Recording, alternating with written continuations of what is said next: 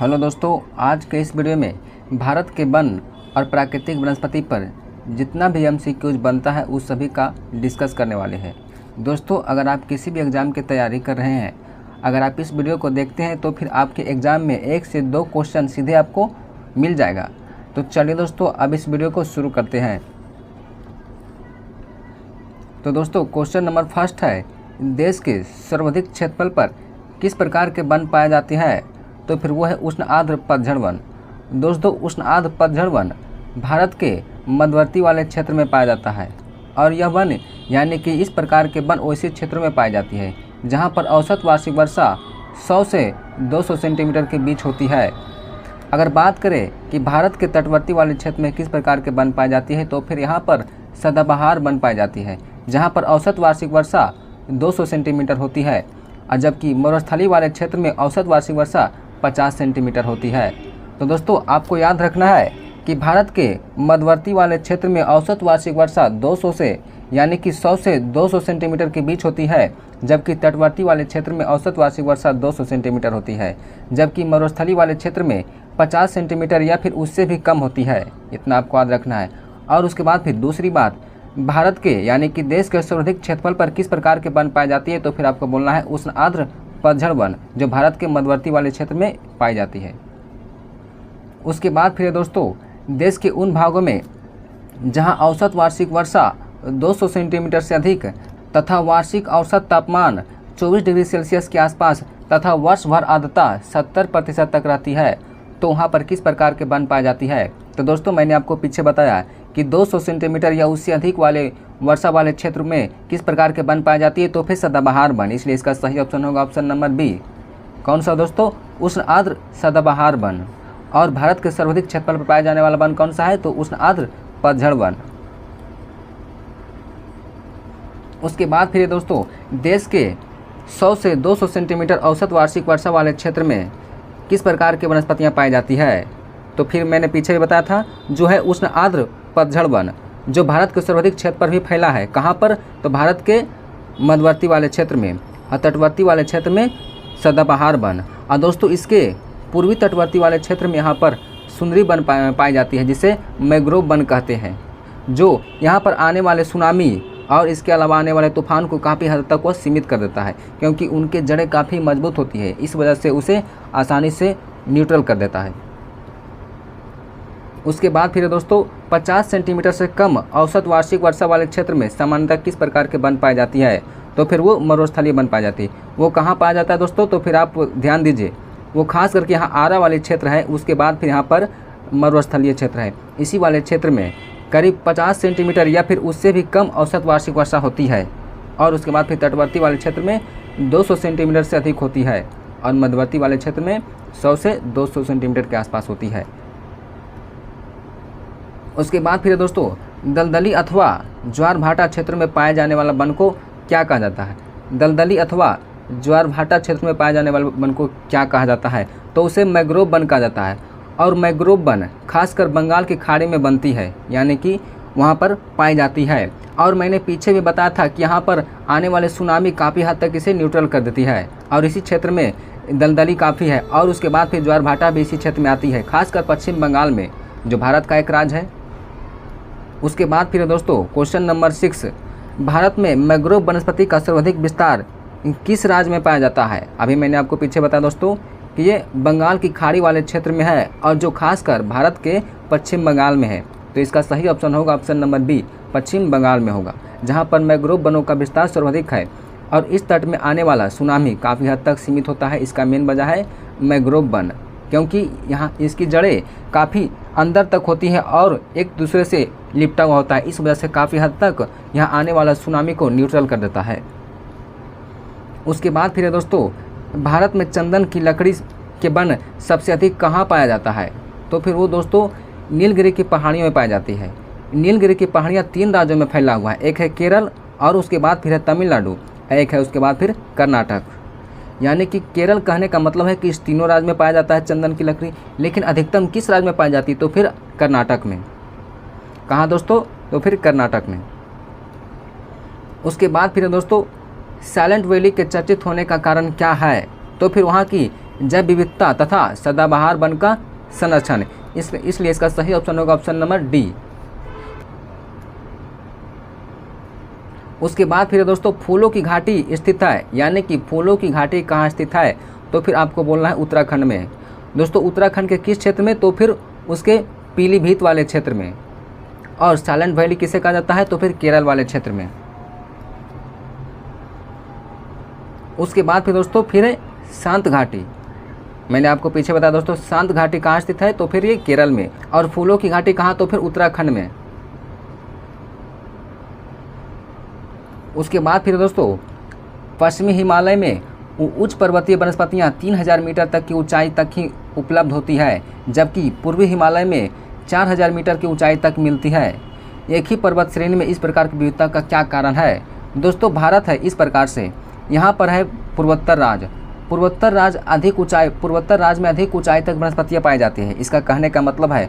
और उसके बाद फिर इस वाले क्षेत्र में, पश्चिम वाले क्षेत्र में कम ऊंचाई तक पाई जाती है। इसका मेन वजह है कि इधर से आने वाली मानसून यहाँ के जितने भी जमे हुए बर्फ है उसे उखाड़कर, यानी कि उसे बहाकर ख़त्म कर देती है। इस वजह से यहाँ पर पौधों और वनस्पतियों का ग्रो काफ़ी अच्छे से होता है और यहाँ पर अधिक ऊंचाई तक वनस्पतियाँ पाई जाती है, जबकि यहाँ पर आने वाला मानसून उतना हद तक इसे उतना बर्फ़ को पिघला नहीं पाता है। इस वजह से यहाँ पर कम ही ऊंचाई तक वनस्पतियाँ पाई जाती है, बाकी बर्फ़ से ढके होता है। तो समझ गए दोस्तों, यहाँ पर मेन कारण है कि यहाँ पर वर्षा अधिक होने के कारण से बर्फ़ को पिघला देता है। उसके बाद फिर पौधों को ग्रो होना काफ़ी ईजी हो जाता है। इसलिए इसका सही ऑप्शन होगा ऑप्शन नंबर सी, पूर्वी हिमालय में पश्चिमी हिमालय की तुलना अधिक मानसून वर्षा होना। उसके बाद फिर दोस्तों सूची 1 को सूची 2 से सुमिलित कीजिए। दोस्तों सूची 1 में है सागौन, देवदार, सुंदरी, सिनकोना। उसके बाद फिर सूची 2 में है हिमालय की तराई, मध्य भारत। उसके बाद फिर सी सुंदरबन। उसके बाद फिर 4 में है हिमालय की उच्च पर्वतीय श्रेणी। इसका सही ऑप्शन होगा दोस्तों ऑप्शन नंबर ए, यानी कि ए का 1 है। तो देखिए दोस्तों ए है, यहाँ पर देख सकते हैं सागौन, यानी कि सागौन पाया जाता है ए हिमालय की तराई में। उसके बाद फिर दूसरा देखिए बी का 4, यहाँ बी क्या है, बी देवदार है। अब 4 कहाँ पर है, यहाँ पर, यानी कि देवदार पाया जाता है हिमालय के उच्च पर्वतीय क्षेत्र पर। उसके बाद फिर सी का 3, तो यहाँ देखिए सी है सुंदरी है 3, यहाँ पर देख सकते हैं सुंदरबन, यानी कि सुंदरी सुंदरबन में पाया जाता है। उसके बाद फिर है डी का 2, तो फिर यहाँ देखिए डी सिनकोना डी का 2 देखिए यहाँ पर है मध्य भारत में, यानी कि सिनकोना मध्य भारत में पाई जाती है। इस प्रकार से आपको याद रखना है। उसके बाद फिर दोस्तों अगला है कि सूची 1 को सूची 2 से सुमिलित कीजिए। सेम उसी तरह से यहाँ पर देख सकते हैं सूची 1 में है वन का प्रकार, देख सकते हैं उष्णकटिबंधीय आर्द्र पतझड़ वन। उसके बाद फिर है उष्णकटिबंधीय शुष्क पर्णपाती वन। उसके बाद फिर है अल्पाइन और उष्णकटिबंधीय सदाबहार सूची वन।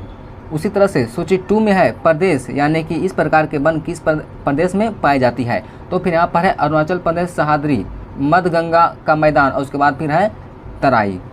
तो दोस्तों इसका भी ऑप्शन होगा ऑप्शन नंबर ए सही, ए का 4 होगा। देखिए दोस्तों ए में यहाँ पर देख सकते हैं उष्णकटिबंधीय आर्द्र पर्णपाती वन है। इसका 4 में देख सकते हैं 4 में है तराई, यानी कि तराई में पाया जाता है उष्णकटिबंधीय आर्द्र पर्णपाती वन। उसी तरह से बी का 3 देख सकते हैं, यहाँ पर 3 में है उष्णकटिबंधीय शुष्क पर्णपाती वन।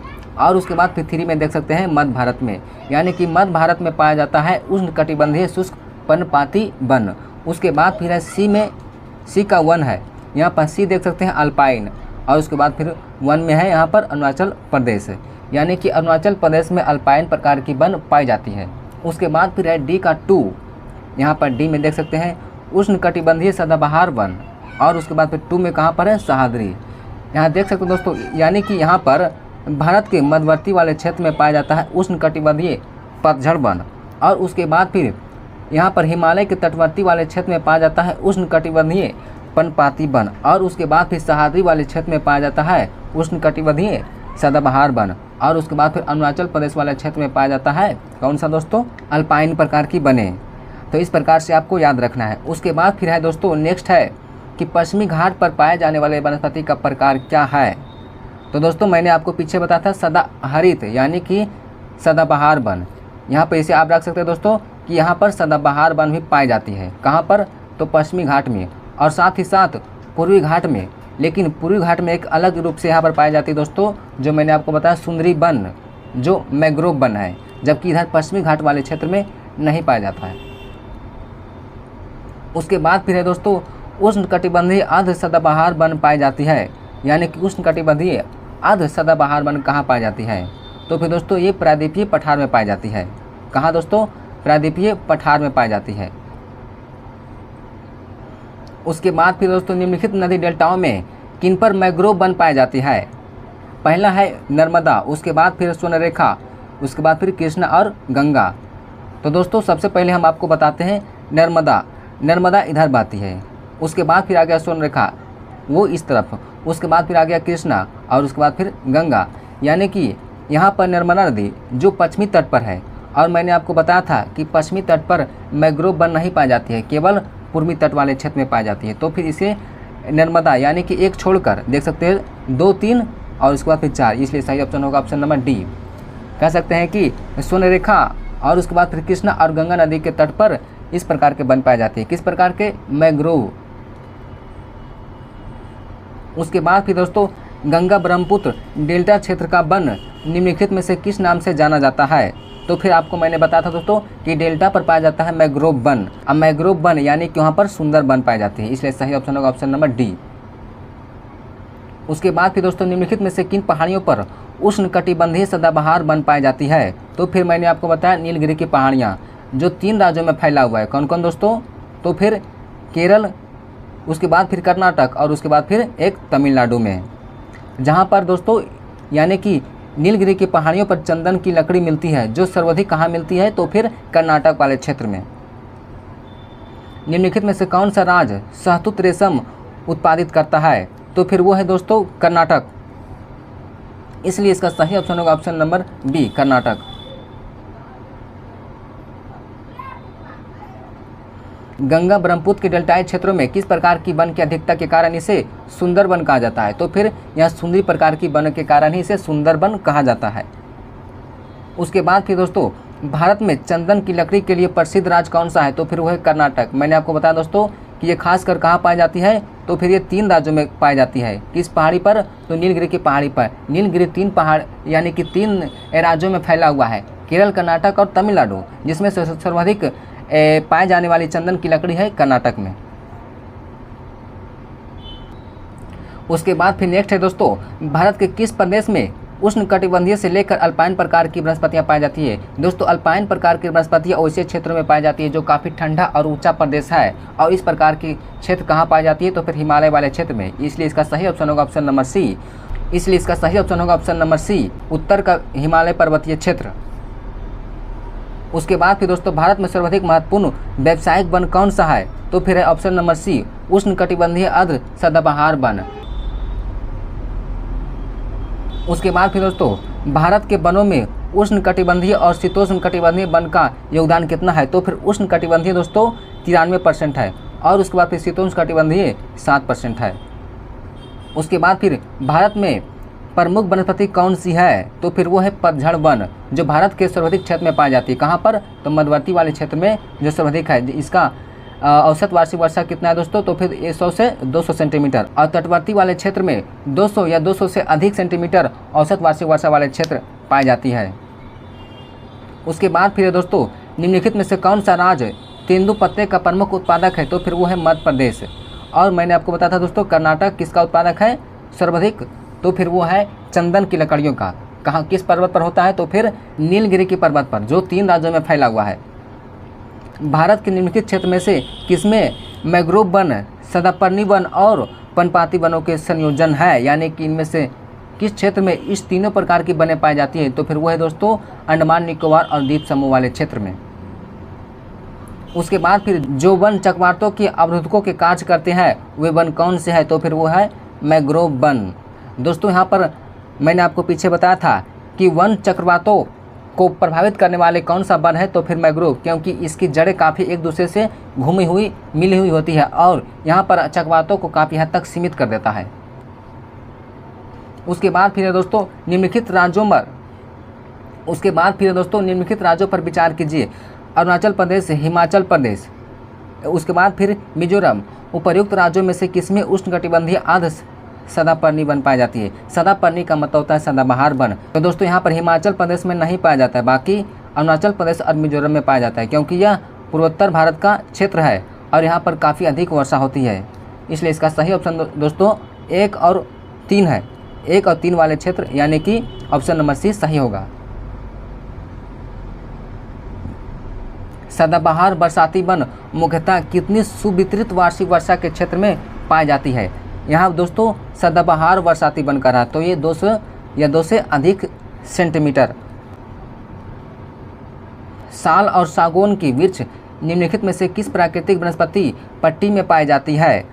तो दोस्तों यह उष्णकटिबंधीय वन वाले क्षेत्र में पाई जाती है, इसलिए इसका सही ऑप्शन होगा ऑप्शन नंबर सी होगा। उसके बाद फिर है दोस्तों, उसके बाद फिर अब एक भी क्वेश्चन नहीं है दोस्तों। ये था जितने भी टॉप एमसीक्यू था वन से यानी कि फॉरेस्ट से रिलेटेड, उस सभी को मैंने काफ़ी अच्छे से डिस्कस किया है। तो दोस्तों आपको यह वीडियो कैसा लगा कमेंट सेक्शन में ज़रूर बताएं। अगर आपको यह वीडियो अच्छा लगा है तो आप सब्सक्राइब कर सकते हैं, अन्यथा आप डिसलाइक करके चले जा सकते हैं। अगर आप और ज़्यादा वीडियो देखना चाहते हैं तो एक बार हमारा चैनल को विजिट ज़रूर करें, आपको वहाँ पर सारा कंटेंट मिल जाएगा। तो चलिए दोस्तों अब मिलते हैं नेक्स्ट वीडियो में। जय हिंद दोस्तों।